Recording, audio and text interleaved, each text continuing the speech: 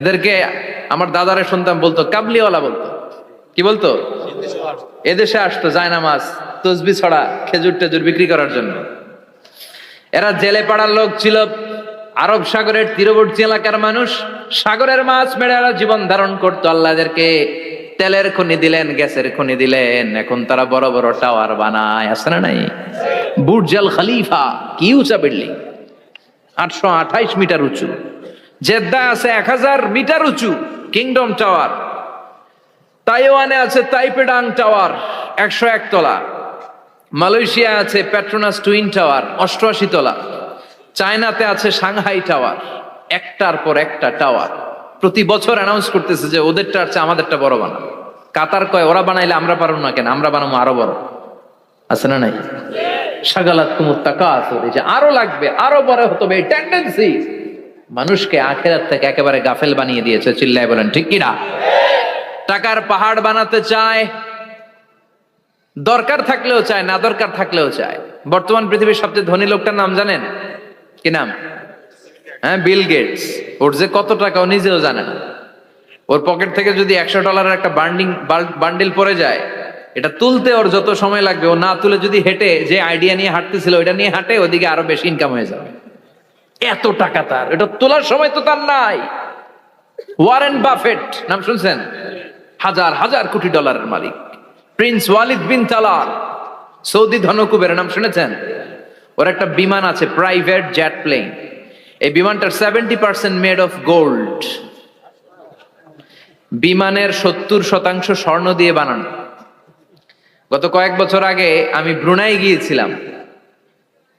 ব্রুনাইয়ের সুলতানের নাম হাসান আল বালখিয়া। উনি একটা প্যালেস আরবিতে বলে কাসার, মানে হচ্ছে রাজপ্রাসাদ। পৃথিবীর সবচাইতে বড় রাজপ্রাসাদ ব্রুনাইতে বান্দার সিরি বেগাওয়ানে অবস্থিত। আমি গিয়েছি ওখানে। প্রায় 1800 থেকে 2000 কক্ষ আছে ওই প্যালেসে, রাজপ্রাসাদে। ওই রাজপ্রাসাদের টয়লেটের কমোড গুলো মেড অফ গোল্ড, স্বর্ণ দিয়ে বানানো। নাউজুবিল্লাহ পড়বেন না? এই হাসান আল বালখিয়া নিজে বিমান চালায়। ওর সংগ্রহে 500টা রোলস রয়েস লাক্সারিয়াস কার আছে। 500 রোলস রয়েস। গুগল ইউটিউব যারা করেন সার্চ দিলে দেখবেন ওর কি পরিমাণে গাড়ি। রোলস রয়েস গাড়ি হচ্ছে one of the luxurious car in the world. Car ব্র্যান্ডের মধ্যে যত দামি কার ব্র্যান্ড আছে, এর মধ্যে রোলস রয়েস একটা, যেগুলোর দাম কমসে কম এদেশের টাকায় 8 কোটি থেকে 10 কোটি টাকা। আচ্ছা বলেন, এই গাড়িগুলো যারা হাই প্রোফাইলের ভিআইপিস, তারা ফ্যামিলির সবাইকেও যদি একটা করে গাড়ি দেয়, একজনের কয়টা গাড়ি দরকার? 5টা, 10টা, 20টা। ধরলাম যে 20টা গাড়ি লাগবে ওনার। 500 গাড়ি দিয়ে উনি কি করবে? তার সংগ্রহে 500টা রোলস রয়েস। স্বর্ণেরও গাড়ি আছে, তার স্বর্ণের পালঙ্ক আছে, আমি দেখে এসেছি। পোরশে, ফারারে, লাম্বরগিনি, এই টাইপের যে ব্র্যান্ড গুলো আছে, অভাব নাই। তার মানে আছে, যার বেশি চায় তত বেশি। চিৎকার করে বলেন ঠিক কিনা? এজন্য আল্লাহ বললেন আলহাকুমুত তাকাসুরু হাত্তা যুরতুমুল মাকাবির। দুনিয়ার লোভ তোমাদেরকে আখিরাত থেকে গাফেল বানিয়ে দিয়েছে। দুনিয়ার লোভ লালসার মধ্যে পড়ে আখিরাতকে বেমালুম তোমরা ভুলে গিয়েছো। এই গাফলতি কোনোদিন কমবে না যতদিন না তোমরা কবরে ঢুকো। ঠিক কি না? সম্পদ উপার্জনে ইসলাম বাধা দেয় না, কিন্তু সম্পদ হৃদয়ে স্থান দেয়া যাবে না। সম্পদ উপার্জন করতে হবে, খরচ করে ফেলতে হবে। বেশি সম্পদশালী হতে হলে আল্লাহর সন্তুষ্টির জন্য যাকাত দিতে হবে। কে দিতে হবে? দে যাকাত, দে যাকাত, তোর দিল খুলবে পরে, আগে খোলো খাত। দে যাকাত, দে যাকাত, তোরা দে রে যাকাত। ঠিক কিনা? দিল পরে খুলবে, আগে হাত খোলেন। হাত খুললে দেখবেন দিলটারে খুলে দিয়েছে কে? সাইয়েদনা মুসা আলাইহিস সালামের জামানায় ওনার চাচাতো ভাই ছিল মিশরের সবচাইতে বড় ধনী, যাকাত দেয় নাই। তার কি করুণ পরিণতি হয়েছে কোরআনে আছে না নাই? এত সম্পদ ছিল, তার সম্পদগুলো সে সিন্ধুকে আটকে রাখতো। আর এই সিন্ধুকের চাবিগুলো আলগানোর জন্য, কাঁধে নেওয়ার জন্য 10 জন লোক লাগতো। সিন্ধুক কাঁধে নেওয়ার জন্য, সিন্ধুকের চাবির গোছা কাঁধে নেওয়ার জন্য কয়জন? তাহলে কি পরিমাণ সম্পদ ছিল? সাইয়েদনা মুসা বললেন, সম্পদের মালিক তুই হস নাই, আল্লাহ বানাইছে। কারণ বলে ইন্নামা উতিতুহু আলা ইলমিন ইনদি, আল্লাহ আমারে সম্পদ দেয় নাই, আমি আমার মেধা খাটিয়ে সম্পদ বানিয়েছি। যাকাত আমি দিব না। মুসা বললেন তাহলে আযাবে পড়বি, কারণ কয় পারলে আযাব আন, পারলে আযাব আনো। আল্লাহ বললেন ফাখাসাফনা বিহি ওয়া বিদারহিল আরদ, ও মুসা নিরাপদ দূরত্বে চলে যাও, এখনই ভয়ঙ্কর ভূমিকম্প হবে, আযাব দেব, কারণ সহ কারণের সব সম্পদ আমি জমিনের ভেতরে ঢুকায়া দেব। আমি নিজে কারণের বাড়ি দেখে এসেছি। মিশরের রাজধানী কায়রো থেকে প্রায় 150 কিলো দূর একটা জেলা আছে, ফায়ুম জেলা। ওইখানে কারুনকে আল্লাহ তার সব সম্পত্তি সব মাটিতে দাবিয়ে দিয়েছেন। দাবাতে দাবাতে হাঁটু পর্যন্ত যখন কারুন জামিনে দেবে যায়, ভাবছে উঠে যাবে। কোমর পর্যন্ত যখন মাটির মধ্যে দেবে যায়, ভাবছে উঠতে পারবে। গলা পর্যন্ত যখন দেবে যায়, হাত তুইলা কয় আমি ঈমান আনলাম। ও মুসা, সব সম্পদ তোর আর তোর আল্লাহর লইয়া যা, খালি আমারে বাঁচা, আমারে। সব গাদ্দারদের একই পরিণতি। ফেরাউনরেও যখন আল্লাহ লোহিত সাগরে পানি খাওয়াতে খাওয়াতে পেটটা এত বড়, হাত তুলা কয় আনা মিনাল মুসলিমিন, আমি মুসলমান, আমি ভালো মানুষ। আল্লাহর কোরআন সাক্ষী, সে বলেছে আনা মিনাল। বনি ইসরাইলরা যে আল্লাহরে মানে, আমিও তারে মানি, আমিও আল্লাহর দলের একনিষ্ঠ কর্মী। আর পানি খাইতে পারি না, আল্লাহ বাঁচাও। আল্লাহ কয় আরো খা। শেষ, ফেরাউন শেষ, নমরুদ শেষ, কারুন শেষ। পুরো সম্পদ সহ আল্লাহ কারুনকে জামিনের ভেতরে দাবিয়ে দিলেন। এজন্য সম্পদ যাদের বেশি, জাকাত দেওয়ার দরকার আছে না নাই? দারিদ্রতা বিমোচনের জন্য জাকাত দিবেন। জাকাতের শাড়ি লুঙ্গি এইভাবে না, অনেকে কিন্তু দেয় জাকাতের শাড়ি, জাকাতের লুঙ্গি, জাকাতের গামছা, এরকম ডাকাইত আছে না নাই? বাংলাদেশে এমনও হয়েছে জাকাতের শাড়ি দিবে বলে সে পত্রিকায় নিউজ করেছে, আর ওই শাড়ি আনার জন্য শাড়ি দিবে 5,000, মানুষ এসেছে 5 লক্ষ। পদপৃষ্ঠ হয়ে 11 জন নারী এক জায়গায় মারা গিয়েছে। কিয়ামতের দিন আল্লাহ বিচারের কাঠগড়ায় এই বিজনেস ম্যাগনেটকে দাঁড়িয়ে সেদিন জিজ্ঞাসা করবে যে কেন তুই এদেরকে কষ্ট দিয়েছিলি? চিল্লা এখন ঠিক কিনা? এদের মৃত্যুর দায়ভার এই শিল্পপতি এড়াতে পারবে না। জাকাতের শাড়ি, জাকাতের লুঙ্গি বিতরণের জন্য আল্লাহ তোমারে ধনী বানায় নাই। ধনীদের দায়িত্ব হলো গরিবের হাতে সম্পদ পৌঁছে দেয়া। ওয়া ফি আমওয়ালিহিম হাক্কুন লিসাইলি ওয়াল মাহরুম। গরিব আমার কাছ থেকে সম্পদ আর জাকাত নিয়ে সে আমার প্রতি করুণা করেছে। আমি জাকাত দেই বলে আমি কোনো দয়া দেখাই নাই। কথা বুঝতে পেরেছেন? আইডিয়াটা ক্লিয়ার করে নেন। জাকাত দেয়া আমার জন্য কি? কথা বলেন, ফরজ। আর যে জাকাত নেয় তার জন্য জাকাত খাওয়া কি ফরজ? আমি গরিব মানুষ, আমি জাকাত খাবো না, না খাইয়া থাকুম, রোজা রাখুন। কথা কন। আমার যে জাকাত নেওয়া লাগবে আমার কোনো কথা নেই, কিন্তু আমি যে ধনী আমার দিতেই হবে, এটা ফরজ। তার মানে আমি দিয়ে আমি দয়া করি নাই, ও নিয়ে আমারে বাঁচাইয়া দয়া করে গেছে। চিৎকার করে বলো ঠিক কিনা? ইসলাম বলে রাস্তার এক পাশে 5 তলা আর এক পাশে গাছতলা, এটার নাম ইসলাম না। আলিহিম হাক্কুন লিসাইলি ওয়াল মাহরুম। খেটে খাওয়া মানুষ, সুবিধা বঞ্চিত মানুষদের দ্বারে যে তুমি জাকাতের টাকা পৌঁছে দাও। জাকাতকে ফরজ করা হয়েছে দারিদ্রতা বিমোচনের জন্য। আপনি শাড়ি লুঙ্গি দিলে কি হবে? ওরে শাড়ি দিচ্ছেন দুপুরে, রাত্রে বেলা ও আরেক জায়গায় লাইন ধরে আছে, বিরিয়ানির প্যাকেট দিতেছে ওইখানে। কথা কন। সারাটা বছর ও জাকাতের টাকা নেবে, ওর কিচ্ছু হবে না। বরং এমন কিছু তাকে করে দিতে হবে যেটা দিয়ে সে ফ্যামিলি লিড করতে পারে। একটা সিএনজি কিনে দেন, ওই ফ্যামিলিতে কোনো যুবক থাকলে সিএনজি চালায়া, অটো চালায়া ফ্যামিলিটারে চালাবে। একটা টঙের দোকান করে দেন, চায়ের দোকান, চা বিক্রি করে ফ্যামিলিটারে চালাবে। অস্ট্রেলিয়ান একটা গাই কিনে দেন, গরুর দুধ বিক্রি করে তার ফ্যামিলি চলবে। কিংবা মাছের একটা খামার করে দেন, মুরগির খামার করে দেন, ঠিক কিনা? ওমরে ফারুক বলতেন এমন ভাবে জাকাত দাও যাতে করে যাকে জাকাত দিয়েছে জীবনে কোনোদিন সেজন্য আর কারো কাছে যে হাত পেতে জাকাতের জন্য দাঁড়িয়ে না থাকে। এই বিধানটা কার? এজন্য আল্লাহ বললেন আলহাকুমুত তাকাসুরু হাত্তা যুরতুমুল মাকাবির। দুনিয়ার লোভ লালসা তোমাদের কমবে না যতদিন না তোমরা কবরে ঢুকো। কার কথা? চিল্লায় বলেন কার? এজন্য দুনিয়ার প্রতি যে আমাদের লোভ, এটা কি বাড়াইতে হবে না কমাইতে হবে? এই দুনিয়ার জীবন এটা ক্ষণিকের। আমাল হায়াতুদ দুনিয়া ইল্লা মাতাউল গুরুর। এটা ভোগের সামগ্রী, আজ আছে কাল না, এটা হাতের ময়লা। দুনিয়ার এই জীবনের দৃষ্টান্ত হচ্ছে 4টা স্বর্ণের টুকরা আর 3টা লাশের মতো।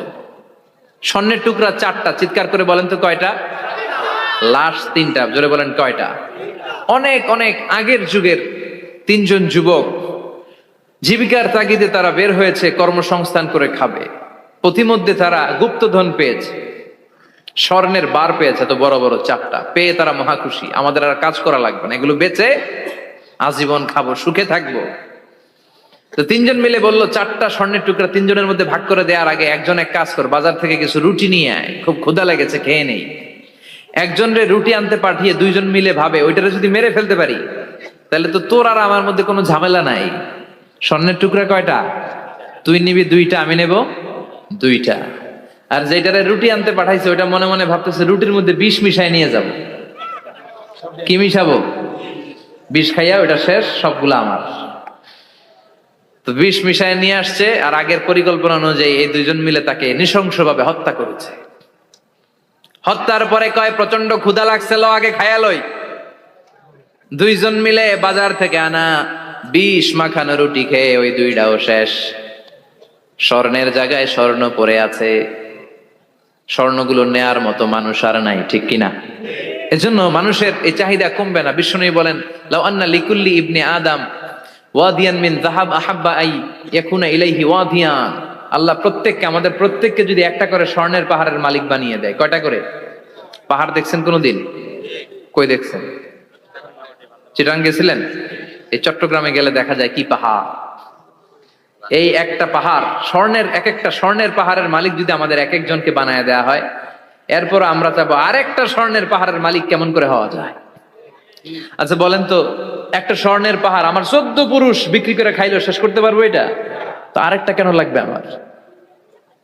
ওয়ালাই আমলা ফাহু ইল্লা তুরাব। বিষ্ণু বলেন কবরের মাটি যতক্ষণ না তোর মুখে না ঢুকবে, তোর এই চাওয়া চাওয়া খাই খাই সব বন্ধ হবে না। এজন্য আল্লাহ বললেন আলহাকুমুত তাকাসুরু হাত্তা যুরতুমুল মাকাবির। দুনিয়া তোমাদেরকে গাফেল বানিয়ে দিয়েছে, গাফলতি কমবে না যতদিন না কবরে ঢুকো। কবরে ঢুকা লাগবে, কবরে ঢুকা লাগবে না? কবরে আমাদেরকে যেতেই হবে, যেখানেই থাকেন। কবরের প্রশ্ন আছে না নাই? অনেকে বলে হুজুর বিমান হামলায় মারা গিয়েছে, বিমান জ্বলে পুড়ে ছাই হয়ে গিয়েছে, তার কবর কোথায়? তার আত্মাটা যেখানে আছে ওই জায়গায় প্রশ্ন আছে না নাই? অনেকে বলে হুজুর সাগরের মধ্যে পড়ে মারা গিয়েছে, তিমি মাছ খেয়ে ফেলেছে, তার কোনো অস্তিত্ব নাই, কিন্তু তার রুহুটা আছে না নাই? প্রতিটা রুহু সংরক্ষণ করে কে? প্রত্যেকটা আত্মা আল্লাহর কাছে সংরক্ষিত থাকে। প্রতিটা রুহু, প্রতিটা মানুষ মালাকুল মাউতকে দেখতে পায়। আপনিও দেখবেন, আমিও দেখব। মুমিনদের কাছে এসে মালাকুল মাউত একজন যুবকের বেশে সাদা ধবধবে জুব্বা পরে সুগন্ধি মেখে মুমূর্ষ ব্যক্তির শিওরে বসে বসে বলে ইয়া আইয়াতুহান নাফসুল মুতমাইন্না, হে প্রশান্ত আত্মা, উখরুজি ইলা মাগফিরাতুল্লাহি ওয়া রিদওয়ানি, আল্লাহর ক্ষমা আর দয়ার দিকে বের হয়ে আসো। বলা মাত্রই মুমিনের আত্মাটা স্মুথলি বের হয়ে আসে। কাফান মিন আকফানিল জান্নাহ, হানুত মিন হানুতিল জান্নাহ, জান্নাত থেকে আনা সুগন্ধি কাফনের মধ্যে পেঁচিয়ে তিনি রূহটাকে নিয়ে ইল্লিনে চলে যায়। সরাসরি দেখে মালাকুল মাউতকে। আর যারা ইসলাম বিরোধী, কোরআন বিরোধী, তাদের সামনে এসে মালাকুল মাউত ত্রাস সৃষ্টি করে। আগে ধমক। হাইওয়েতে মাঝে মাঝে ডাকাতি হয় না? বাসগুলোর মধ্যে যখন ডাকাতি হয়, বাসে থাকে 50 জন, ডাকাত ঢুকে 5 জন। এই 5 জনের ভয়ে সবগুলো পেশাব করে দেয়, কারণ ত্রাস সৃষ্টি করে। এসেই চাইনিজ কুড়াল দিয়ে আগে কুবায় দেয় 4-5 জনের। রক্ত দেখে কি দেওয়ার সব আগে রেডি করে রাখে। মালাকুল মাউত এসে কাফের নাস্তিক মুশরিকদের সামনে সেরকম একটা ত্রাস সৃষ্টি করে, ভয়ে লোকটা কাঁপতে থাকে। ওর কাছে ভদ্র ভাষায় কথা বলে না, সুন্দর জামা পরে আসে না, কালো কুচকুচে চেহারা, ভয়ঙ্কর একটা রূপ নিয়ে, আকৃতি নিয়ে ইসলাম বিরোধীদের মাথার সামনে আসে, দুর্গন্ধযুক্ত চেহারার দেহ নিয়ে ধমক দিয়ে বলে, ও পাপাত্তা, ইয়া আইয়াতুহান নাফসুল খাবিসা উখরুজি ইলা গাদাবিল্লাহ, হে পাপাত্তা, আল্লাহর রাগ, ক্রোধ আর গজবের দিকে বের হয়ে আয়। মুমিনের আত্মা বলার সাথে সাথে যেমনি মুমিনের দেহ থেকে বের হয়ে জান্নাতি কাফনের ভেতরে ঢুকে, কাফেরদের আত্মাও কি এরকম তাড়াতাড়ি বেরোতে চায় নাকি? কাফেরদের আত্মা বেরোতে চায় না। ডানে দৌড়, বায়ে দৌড়, সামনে দৌড়, পেছনে দৌড়, আহা দৌড়াদৌড়ি করে। মালাকুল মাউত এটাকে টেনে হিচড়ে, একটা জীবিত ছাগলকে জবেহ না করে, জবাই না করে, তার চামড়া উল্টার দিকে টেনে হিচড়ে বের করলে ছাগলটা যত কষ্ট পায়, এর চেয়ে কমসে কম 70 গুণ বেশি কষ্ট দিয়ে কাফের মুশরিক আর গাদ্দারদের রূহ কবজ করা হয়। আল্লাহ এই পরিস্থিতি থেকে তুমি আমাদের বাঁচাও। মুমিনদের রূহ যেমনি কবজ হয় ওইভাবে রূহ কবজের ব্যবস্থা করে দিও। ইমানের মৃত্যু নসিব করে দিও, শাহিদি মৃত্যু নসিব করে দিও। আমাকে শহীদ করে সেই মিছিলে শামিল করে নিও, যে মিছিলের নেতা মীর হামজা খোবায়েবে খাব্বাব, আল্লাহর কাছে ছিল অতি প্রিয়, শামিল করে নিও। আমাকে শহীদ করে সেই মিছিলে শামিল করে নিও। পড়েন আমিন। আরো জোরে পড়েন আমিন। তার মানে বিমান দুর্ঘটনায় হোক, কিংবা লঞ্চ ডুবিতে হোক, কিংবা আগুনে পড়ে হোক, কিংবা আত্মঘাতী হামলায় হোক, যে যেখানেই মারা যায়, কবরের তিনটা প্রশ্ন তার জন্য আছে না নাই? ইসলাম বিরোধীদের জন্য প্রশ্ন তিনটা, আপনারা যারা মুমিন তাদের জন্য চারটা, আপনাদের জন্য একটা বেশি। আলহামদুলিল্লাহ কোন? কবরে এসে প্রথম প্রশ্ন করবে, মুনকার নাকির যখন চলে আসবে, 40 কদম যখন আত্মীয় স্বজনরা লাশটাকে কবরের মধ্যে দিয়ে 40 কদম চলে যায়, তখনই ফেরেশতা চলে আসে। আহা, শেষ, সব শেষ। এসেই পরীক্ষা শুরু। মার রব্বুক, তোর রবের নাম কি? চিল্লায় বলেন, আমাদের রবের নাম কি? আমরা বলবো রব্বি আল্লাহ, আল্লাহ আমারে রব। দমে দমে তনু মনে তারি অনুভব। পড়েন, আল্লাহ আমারে রব। তোমার দুনিয়াতে আমি যেদিকে তাকাই, অথই নিয়ামাতে ডুবে আছি সবাই। পাখ পাখালির গানে শুনি তাসবিহ কল রব, তাসবিহ কল রব, আল্লাহ আমারে রব। প্রথম প্রশ্ন, তোমার রব কে? আমরা বলবো আমাদের রব আল্লাহ। দ্বিতীয় প্রশ্ন, ওমা দীনু, তোমার ধর্মের নাম কি? আমরা কি বলবো?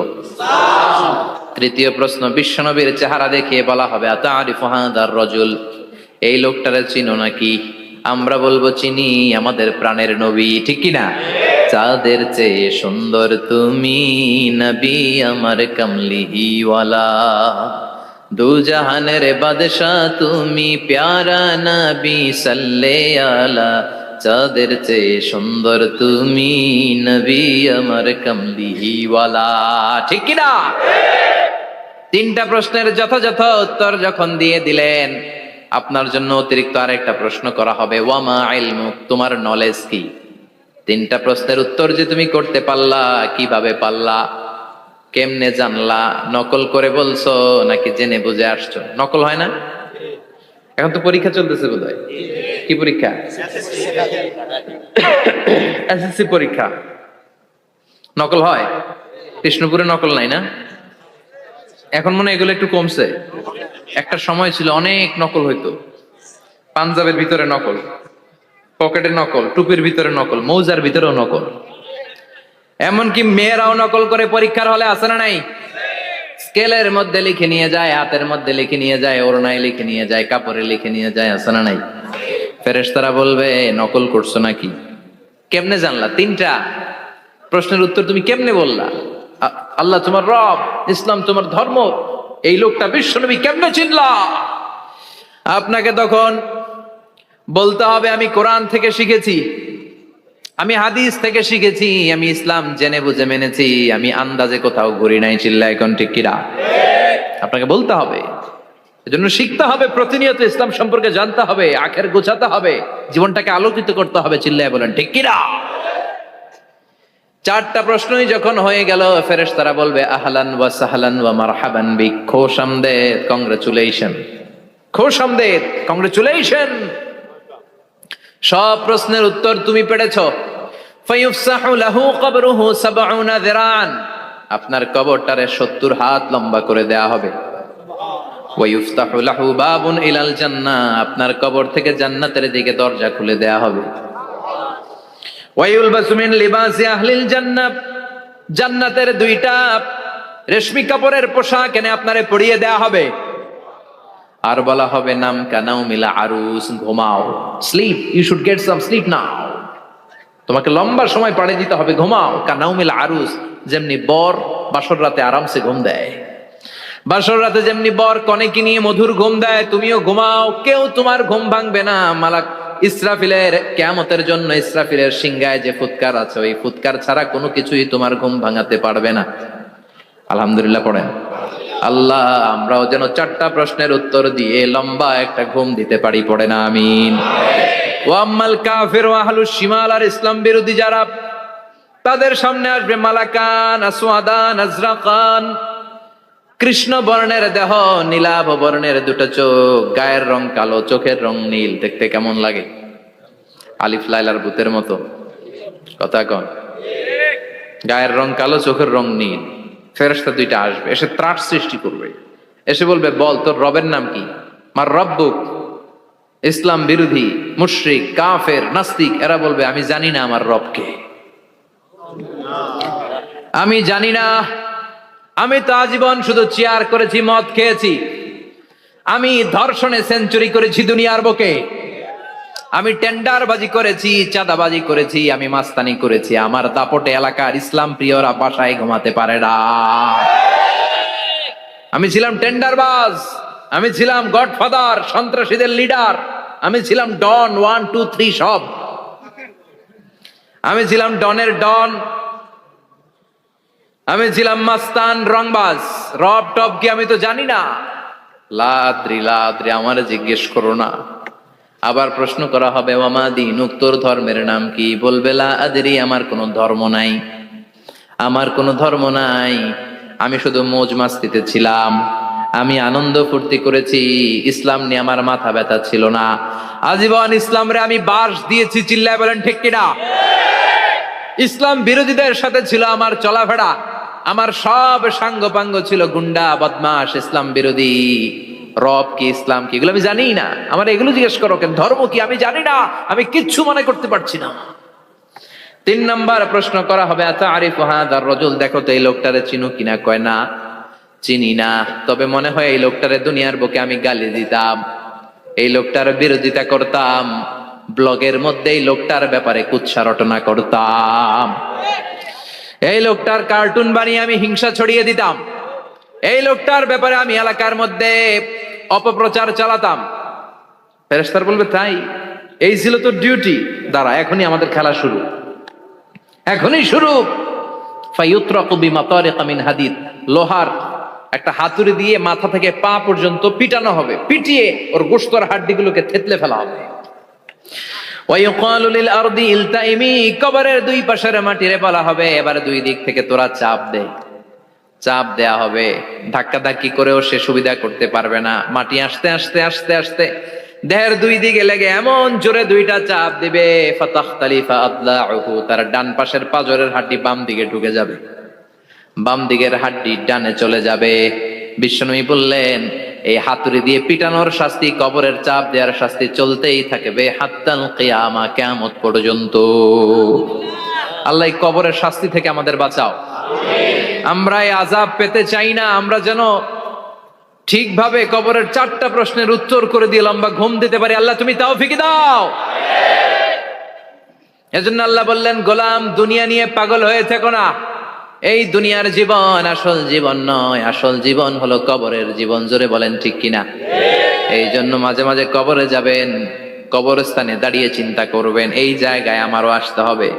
দিন যাবে, রাত আসবে, বৃষ্টি হবে, শীত আসবে, কেউ আমার দেখতে আসবে না, একা থাকতে হবে, একা, বড় একা, অন্ধকার, বড়ই অন্ধকার। ওই কবরের জীবনের সামান গোছানোর দরকার আছে না নাই?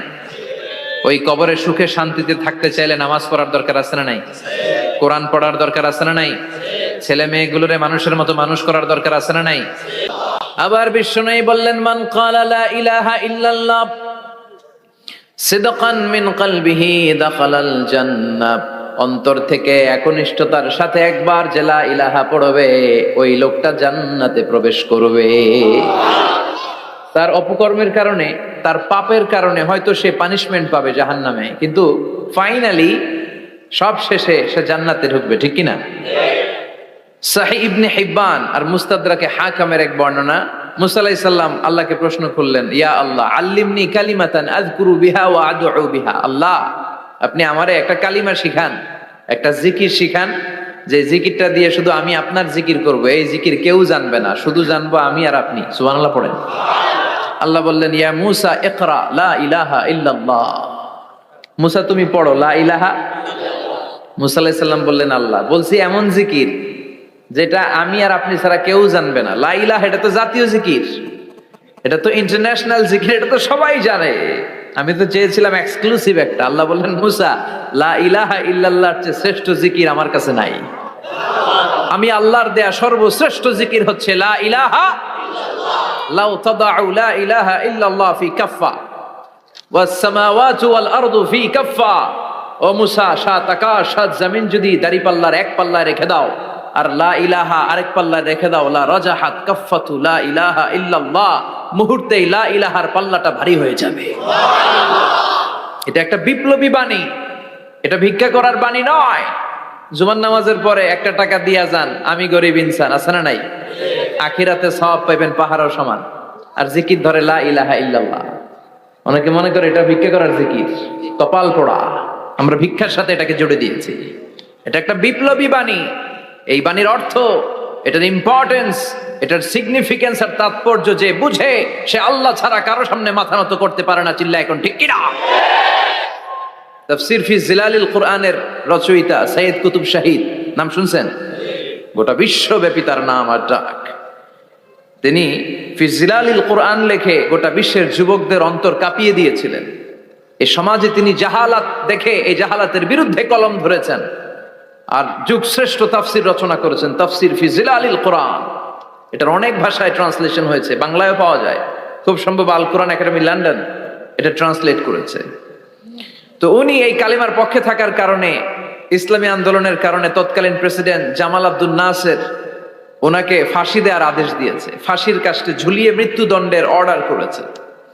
তো জেল কোডের নিয়ম অনুযায়ী যাদেরকে ফাঁসি দেওয়া হবে, হ্যাঙ্গিং করা হবে, হ্যাঙ্গিং করার ঘন্টাখানিক আগে ওই কারা কর্তৃপক্ষ থেকে নিয়োগ দেয়া জেলখানার ইমাম সাহেব এসে তাদেরকে লা ইলাহা পড়ায়। কি পড়ায়? লা ইলাহা ইল্লাল্লাহ পড়ায়। তো সৈয়দ কুতুব শাহিদ উনিও যখন ওনাকে ফাঁসির কাজটা ঝুলানো হবে, ওই মুহূর্তে জেল কোডের নিয়ম অনুযায়ী ইমাম সাহেব এসে সৈয়দ কুতুব সাহিবকে বলতে আরম্ভ করলো যে আমি আপনাকে কালিমা পড়াতে এসেছি, আপনি পড়েন লা ইলাহা ইল্লাল্লাহ। সৈয়দ কুতুব শাহিদ বললেন আমারে কালিমা শিখাতে এসো না, আমি কালিমা খুব ভালো জানি। যেই কালিমা তুমি ফাঁসির আসামিদেরকে পড়ানোর কারণে মান্থলি বেতন পাও, ওই কালিমার ব্যাখ্যা করার কারণে আমাকে ফাঁসির কাজটা ঝোলা লাগছে। তুমি কালিমা পড়াও, তুমি বেতন নাও, আর আমি কালিমার ব্যাখ্যা করার কারণে আমার ফাঁসি হয়, তার মানে তোর কালিমা আর আমার কালিমা এক কালিমা না। কালিমার মধ্যে পার্থক্য আছে না নাই? ইমানের মধ্যে পার্থক্য আছে না নাই? যে ইমানে প্রয়োজনে জ্বলে ওঠে না, যে ইমান সত্য ন্যায়ের কথা বলে না, যে ইমানে প্রয়োজনে জ্বলে ওঠে না, যে ইমান সত্য ন্যায়ের কথা বলে না, যে নাই, যে ইমান অন্তরে নাই মুখে শুধু ফাঁকা বলি, কি করে তারে বলো ইমান বলি, কি করে তারে বলো ইমানে বলি, কি করে তারে বলো ইমানে বলি। ঠিক কিনা? যে ইমান দিন কায়েমের আন্দোলনের ধার ধারে না, যে ইমান লেবাসধারী কোরআন হাদিস তাও পড়ে না, যে ইমান খাজার নামে মাজার গড়ে ফুলুস কামায়, যে ইমান শিরকিয়াতের আমল করে ভীত না হয়, যে ইমান ইমানে ভুলে নাস্তিকতার মঞ্চে ওঠে, যে ইমান বাতিল মতের দোসরে হয়ে ফায়দা লুটে, যে ইমান শুধুই কেবল খায় দায় আনন্দ করে, যে ইমান দেখে না যে আরাকানে ভাইরা মরে, যে ইমান ময়দানে নাই, যে ইমান বাস্তবে নাই মুখে শুধু ফাঁকা বলি, কি করে তারে বলো ইমানে বলি, কি করে তারে বলো ইমানে বলি, কি করে তারে বলো ইমানে বলি। চিল্লায় বলেন ঠিক কিনা? ইমানে পার্থক্য আছে। কালেমায় কালেমায় পার্থক্য আছে। ওই কারা কর্তৃপক্ষের নিয়োগ করা ইমাম সাহেবের লা ইলাহা ইল্লাল্লাহ আর তাফসির ফি জিলালিল কোরআনের রচয়িতা সৈয়দ কুতুব শহীদের লা ইলাহা এক কালিমা নয়, এক লা ইলাহা নয়। চিল্লায় কোন ঠিক কিনা? পার্থক্য আছে, আলাদা। এজন্য আসল লা ইলাহার অনুসারী হতে হবে। লা ইলাহার ধারক এবং বাহকরা হচ্ছে সত্য এবং ন্যায়ের পক্ষে। যত বিপদ আসে, যত আপদ আসে, যত ঝুঁকি আসে, পাহাড় সম ঝুঁকিকে ডিঙ্গিয়ে তারা লা ইলাহার কালেমার পতাকাকে উড়িয়ে দেয়। চিল্লায় বলেন ঠিক কিনা? এজন্য ইমানে ইমানে পার্থক্য আছে। আমরা যেন আসল ইমানদার হতে পারি, আল্লাহ তৌফিক দাও। আর জোরে পড়েন আমিন। আমরা সব সময় যেন আল্লাহর জিকির দিয়ে হৃদয়টাকে সিক্ত রাখতে পারি, তুমি তৌফিক দাও। বিষ্ণু বলেছেন লা ইয়াজালু লিসানুকা রাতবান মিন যিকরিল্লাহ, তোমার জিহ্বাটা যেন আল্লাহর জিকিরে সব সময় ভিজা থাকে। কি থাকে? সব সময় যেন পড়ি সুবহানাল্লাহ, আলহামদুলিল্লাহ, লা ইলাহা ইল্লাল্লাহ। সব সময় যেন আমরা পড়ি আল্লাহু আকবার।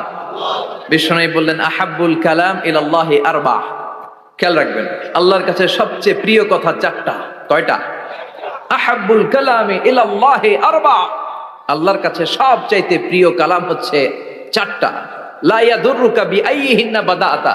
এই চারটার কোনটা দিয়ে শুরু করবে এটা তোমার ব্যাপার, আগে পরে করলেও কোনো সমস্যা নাই। চারটার একটা হচ্ছে সুবহানাল্লাহ, আরেকটা হচ্ছে আলহামদুলিল্লাহ, আরেকটা হচ্ছে লা ইলাহা ইল্লাল্লাহ, আরেকটা হচ্ছে আল্লাহু আকবার। এজন্য সব সময় আল্লাহর জিকির করতে রাজি আছেন তো? আল্লাহরে ডাকতে রাজি আছেন? ফাযকুরুনি ওয়াশকুরুলি। আল্লাহ বলেন যদি আমার জিকির করো আমিও তোমাদের জিকির করি, যদি আমার স্মরণ করো আমিও তোমাদের স্মরণ করি। আবার বিষ্ণু বললেন, আল্লাহ ঘোষণা দেন ফাইন যাকারানি ফি নাফসি যাকারতুহু ফি নাফসি। আমার বান্দা যদি একা একা আমার জিকির করে আমিও আমার বান্দাকে একা একা স্মরণ করি। ওয়া ইন যাকারানি ফি মালাইন যাকারতুহু ফি মালাইন খায়রিম মিনহু। আর মহা সম্মেলনে যদি বান্দা আমারে স্মরণ করে আমি এর চাইতো শ্রেষ্ঠ মহা সম্মেলন ফেরেশতাদেরকে নিয়ে আমার বান্দাকে স্মরণ করি। ওয়া ইন তাকাররাবা ইলাইয়া শিবরান তাকাররাবতু ইলাইহি যিরাআন। আমার বান্দা যদি আমার দিকে এক বিঘত আসতে চায় আমি আমার বান্দার দিকে এক হাত এগিয়ে যাই। আমার বান্দা যদি আমার দিকে এক হাত আসতে চায় আমি আমার বান্দার দিকে দুই হাত চলে যাই। ওয়া ইন আতানি ইয়ামশি আতাইতুহু হারওয়ালা। আর আমার বান্দা যদি আমার কাছে হেঁটে হেঁটে আসতে চায় আমি আমার গোলামের দিকে দৌড়ে দৌড়ে যাই। ওই আল্লাহরে ভুলে গিয়ে আমরা মাজারে যে সিজদা দেই, কপাল পোড়া। আছে না নাই? দোদেল বান্দা কালমা চোর, না পায় শ্মশান না পায় ঘোর, দিন থাকিতে আয়রে পথে ছাইড়া দে ভণ্ডামি ভণ্ডামি ভণ্ডামি ভণ্ডামি, ছাইড়া দে ভণ্ডামি। ঠিক কি না? এই ভণ্ডামির সাথে আমাদের সম্পর্ক আছে? মাজার পূজার সাথে ইসলামের কোনো সম্পর্ক আছে? নামাজ কালাম পড়ে না ইবলিশ শয়তানের নানা। আছে না নাই? এলাকায় মনে হয় নাই, অনেক জায়গায় আছে দেখবেন লাল সালু দিয়া উঁচু করা। সাইয়েদনা আলীকে মদিনায় বিশ্বনবী পাঠালেন আর বললেন যত উঁচু মাজার দেখো ভেঙে মাটির সাথে গুড়িয়ে দাও। কবরস্থান উঁচু হবে না, কবর হবে সমান। এটাকে সেফটি দেওয়ার জন্য, সিকিউরিটি দেওয়ার জন্য আপনি চারদিকে সিম্পল বেড়া বা দেয়াল দিতে পারেন যাতে গরু ছাগল যে এই কবরের অসম্মান না করে। আমরা আশরাফুল মাখলুকাত, আমরা বেঁচে থাকলেও যেমনি সম্মান আছে আমাদের, মরে গেলেও সম্মান আছে না নাই? আল্লাহ বললেন ওয়ালাকাদ কাররামনা বানি আদম, আমি বনি আদমের সম্মান বাড়িয়ে দিয়েছি। জীবিত অবস্থায় যেমনি সম্মান, মরে গেলেও সম্মান। ঠিক কিনা? বিশ্বনবী দেখলেন একটা লাশ যাচ্ছে, লাশ দেখে নবী দাঁড়িয়ে গেলেন। সাহাবারা বললেন ইয়া রাসূলুল্লাহ ইন্নাহু ইয়াহুদি, এটা ইহুদির লাশ।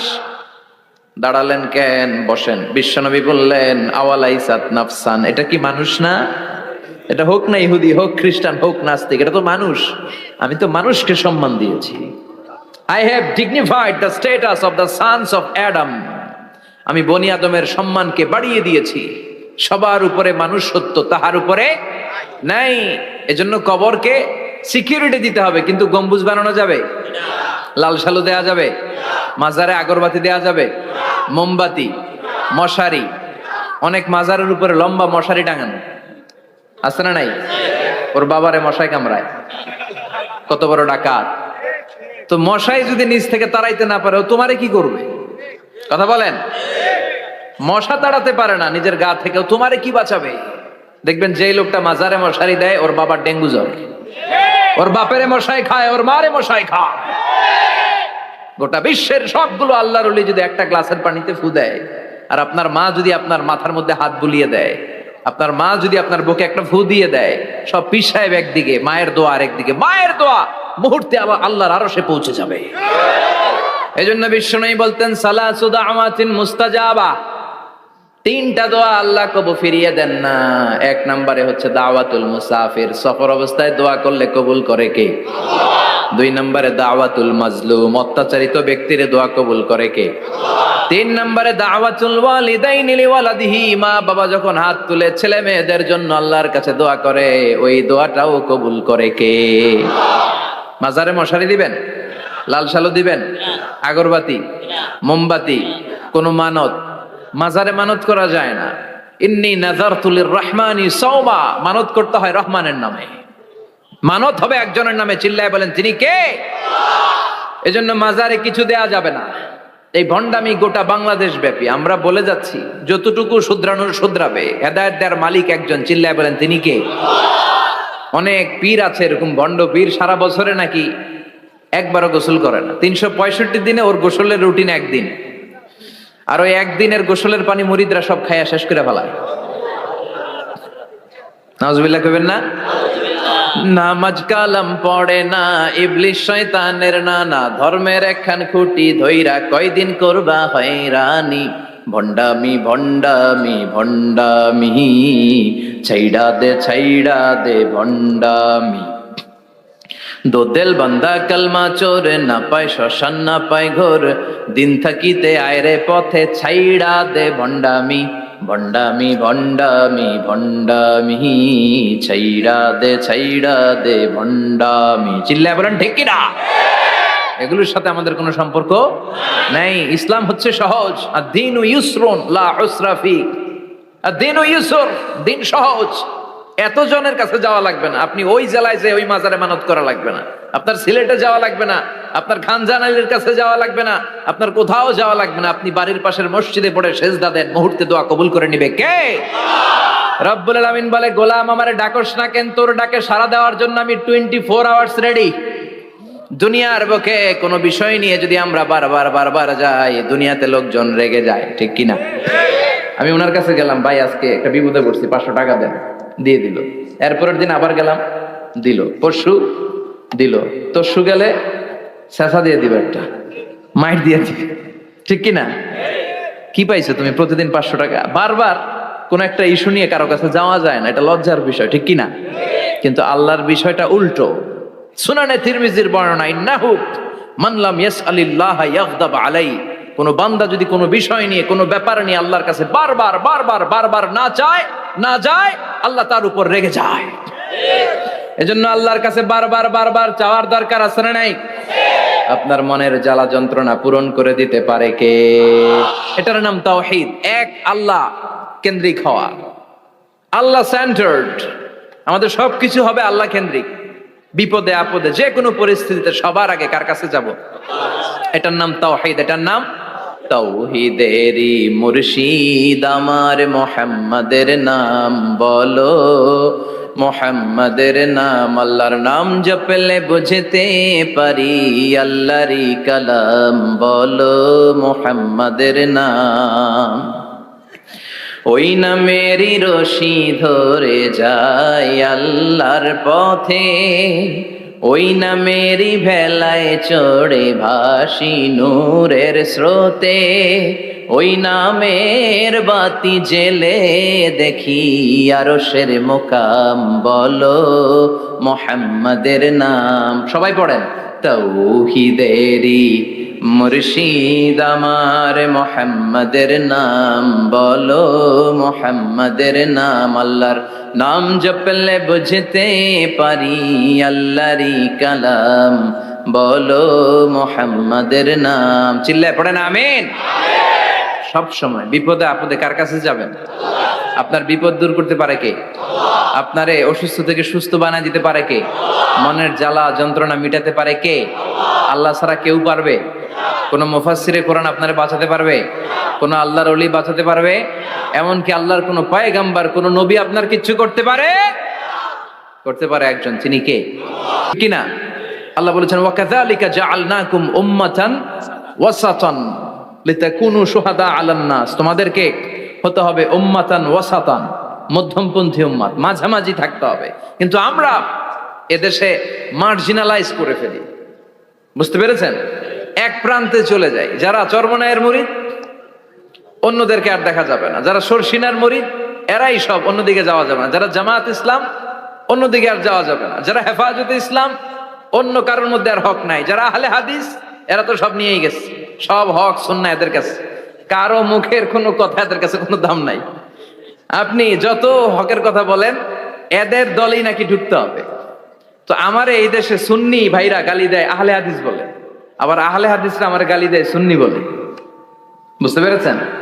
মাঝামাঝি থাকাটা এই বাংলাদেশে খুব কঠিন, কিন্তু আপনাকে মাঝামাঝি থাকতে হবে, আপনাকে ওয়াসাতিয়ার পদ্ধতিতে আসতে হবে, উম্মাতান ওয়াসাতা, মাঝামাঝি। মাঝামাঝি ডানেও না বায়েও না, সিরাতুল মুস্তাকিমে ডান বাম নাই, এটা সোজা। এই রাস্তা একবার যদি উঠে যান এই রাস্তা শেষ হয়ে যাবে জান্নাতুল ফেরদাউসের ভিতরে, চিল্লায় বলেন ঠিক কিনা? এজন্য আমরা যেন মিডল পাথ ধরি, আমরা যেন কট্টর না হই, আমরা যেন মাঝামাঝি হই। আপনি তাবলিগ করতে পারেন, করেন, খুব ভালো। তাবলিগের ভাইদের একটা ভালো গুণ হচ্ছে নিজের খেয়ে নিজের পরে ইসলামের দাওয়াত দেয়, ঠিক কিনা? নিজের টাকা ভেঙে দাওয়াত দিচ্ছে, তো তাদের কারণে অনেকে কালিমা শিখছে, অনেকে নামাজ শিখছে, তাদেরও কন্ট্রিবিউশন আছে না নাই? তো যারা তাবলিগ করেন আপনি মনে করবেন না যে সব হক সব সত্য, শুধু আপনি হকের ডিলার এটা মনে করবেন না, সব সত্য হক এটা আপনার বাবার দাদার সম্পত্তি এটা মনে করবেন না। সব দলের মধ্যে হক থাকতে পারে, বরং সব দলের ভালো ভালো জিনিসগুলো নিয়ে নিজেকে সাজানো দরকার। কথা বলেন? জামাত ইসলামের মতো, হেফাজতে ইসলামের মতো আন্দোলনের স্পিরিট থাকতে হবে, চিল্লা এখন ঠিক কিনা? আমার সুন্নি ভাইদের মতো নবীর প্রেম অন্তরে থাকতে হবে, চিল্লা এখন ঠিক কিনা? তাবলিগের ভাইদের মতো হৃদয়ে ইখলাস থাকতে হবে। এই সবগুলোর সমন্বয় হচ্ছে ইসলাম, সবগুলোর সমন্বয় ইসলাম। এজন্য কখনো মনে করবেন না যে আমি একদল করি তার মানে অন্য সব দল মনে হয় বাতিল, ওগুলো মনে হয় মুসলমান না, ওগুলো আমার চোখেই ধরে না, এটা ঠিক না। এটা ইহুদিদের স্বভাব।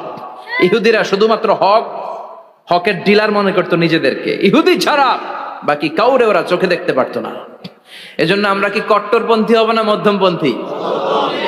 চিল্লায় বলেন কট্টরপন্থী না মধ্যমপন্থী?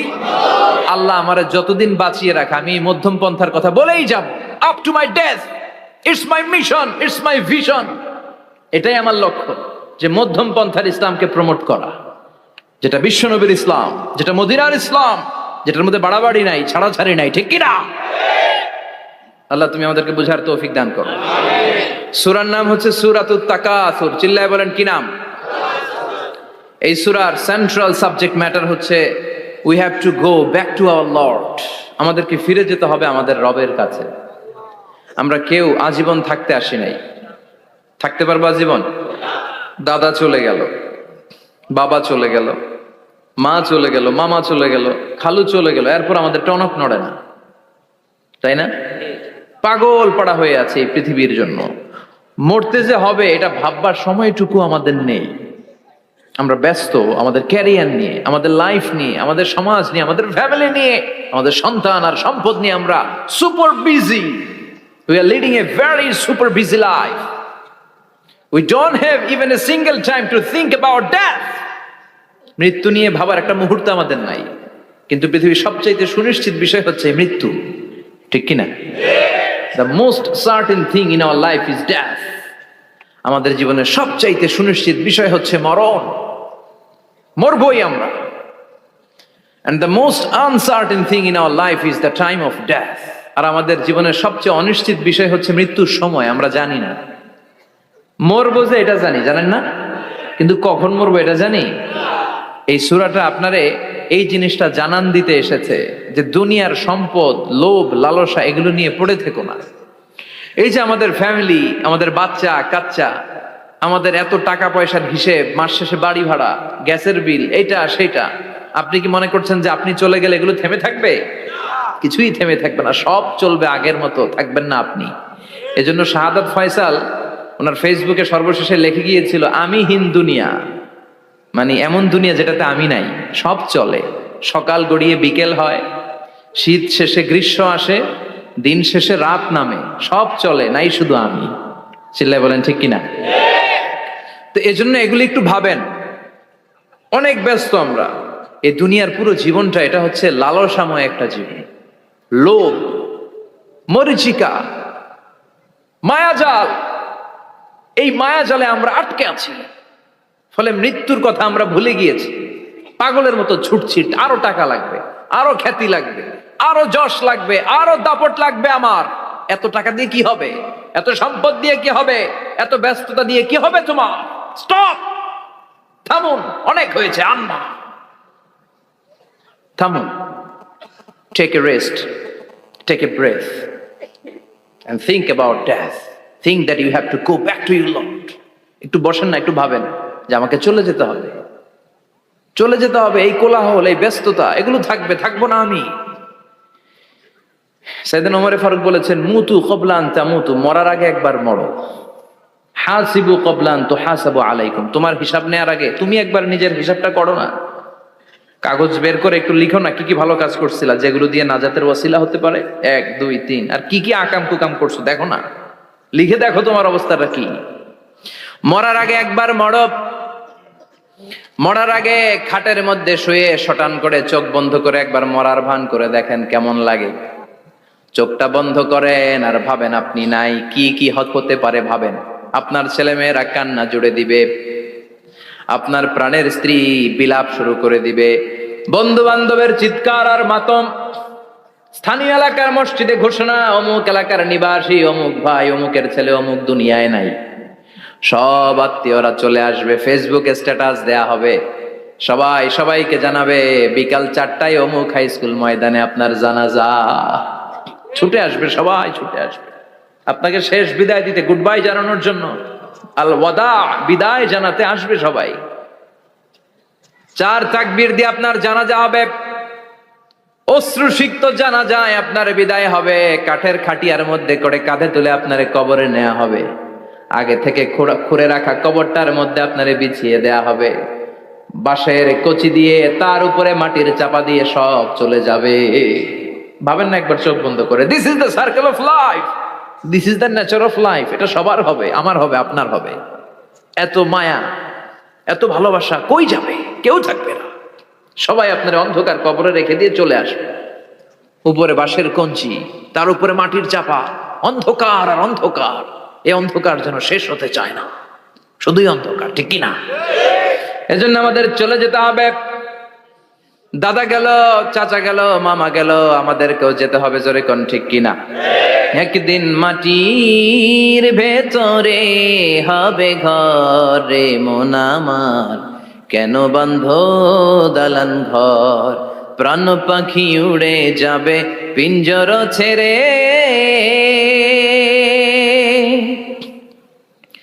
ধরা ধামে সবই রবে তুমি যাবে চলে, বন্ধু বান্ধব যত, মাতা পিতা দ্বারা সুত, সবই হবে তোমার পরে, মন আমার কেন বান্ধ দালান ঘর, একদিন মাটির ভেতরে হবে ঘরে মন আমার, কেন বান্ধ দালান ঘর, ঠিক কিনা? সব পরে থাকবে, চলে যেতে হবে আমাদেরকে। এজন্য আখিরাতের কথা যেন আমাদের স্মরণ হয়। বিশ্বনবী বলতেন, নাহাই তুকুমান জিয়ারাতিল কবুর, আমি তোমাদেরকে কবর জিয়ারত করতে আগে নিষেধ করতাম, কিন্তু এখন নিষেধাজ্ঞা প্রত্যাহার করে নিলাম। এখন সব সময় তোমরা কবরের সামনে যাবা আর জিয়ারত করবা। কবরস্থানে জানতো বড়ুয়া কৃষ্ণপুরের এই গ্রামের কবরস্থান আছে? কোন দিকে? পূর্ব দিকে আছে, গোখরার জলের ওদিকে। যান আপনারা, একটু যাবেন, একটু গেলে আখিরাতের কথাটা স্মরণ হবে। ওখানে ছোট শিশুরা শুয়ে আছে, কিশোর যুবকরা আছে, আপনার মতো তাগড়া যুবক মুরব্বীরা আছে। এরা এই এলাকায় থাকতো, এরা আকাশ থেকে নেমে আসে না, এই এলাকার সন্তান আজ নাই। একটা সার্টেন পিরিয়ড শেষে আপনিও থাকবেন না। This is the nature of life, this is the circle of life. ছোট্ট শিশু হয়ে এসেছিলেন, শৈশব, কৈশোর, যৌবন, প্রৌঢ়ত্ব। আগে ছিলেন সিঙ্গেল, বিয়ে করে হয়ে গেলেন ডবল। এরপরে আল্লাহ আপনাকে একটা মেয়ে দিল, এরপরে মেয়েকে বিয়ে দিয়ে শ্বশুর হলেন, এরপরে ওই মেয়ের ঘরে সন্তান হতে নানা হলেন। আর কতদিন? অনেক দিন হলো তো, অনেক লম্বা সময় পেয়েছেন আপনি। Think about that. এবার যাওয়ার কথা ভাবেন, আখিরাতের সামানের কথা ভাবেন, ফিরে যেতে হবে। কি শক্তিশালী যুবক, বার্ধক্য চলে আসলে লাঠি ছাড়া চলতে পারে না। কুচকুচে কালো দাড়ি সাদা হয়ে যায়, দাড়ির শুভ্রতা, বয়সের ভার, রং ধরা যৌবন জং ধরে শেষ। ঠিক কিনা? This is the circle of life. যুবক ভাইয়েরা, এটাই জীবন, চলে যেতে হবে, কেউ থাকতে পারবে না। ঠিক কিনা? এটা রিমাইন্ডার আল্লাহ এই সূরার ভেতরে দিয়েছেন যে তোমাদেরকে ফিরে যেতে হবে। এই লোভ লালসা ছেড়ে দাও। রব্বুল আলামিন বলেন, আলহাকুমুত তাকাসুর হাত্তা যুরতুমুল মাকাবির। ও গোলাম, দুনিয়ার সম্পদ, লোভ লালসা তোদেরকে পাগল বানিয়ে দিয়েছে। এই লোভ পাগলামি কোনোদিন তোদের থামবে না যতদিন না তোরা কবরে ঢুকবি। ঠিক কিনা? কার কথা? আল্লাহ বললেন, দুনিয়ার সম্পদ আর লোভ আর মোহে তোমরা গাফেল হয়ে গিয়েছো। আখিরাতের কথা বেমালুম তোমরা ভুলে গিয়েছো। কিন্তু আখিরাতে তোমাদের যেতেই হবে, কবরের বাড়িতে তোমাদের ঢুকতেই হবে। ঠিক কিনা? যেতেই হবে। আমরা ভুলে যাই। আলহাকুমুত তাকাসুর, অতিরিক্ত পাওয়ার লোভ, বেশি বেশি খাওয়ার লোভ, বেশি বেশি জমানোর লোভ মানুষকে গাফেল বানিয়ে দিয়েছে। এটা মানুষের স্বভাব। আরো চাই, আরো চাই, এই স্বভাবটা আছে না নাই? দেখবেন ছোট বাচ্চারা মসজিদের দোয়া অনুষ্ঠান শেষে জিলাপি দেয় না? বড়ুয়া কৃষ্ণপুর কি দেয়? আগে বাতাসা দিত না, এখন কি দেয়? জিলাপি দেয়, মিষ্টি দেয়।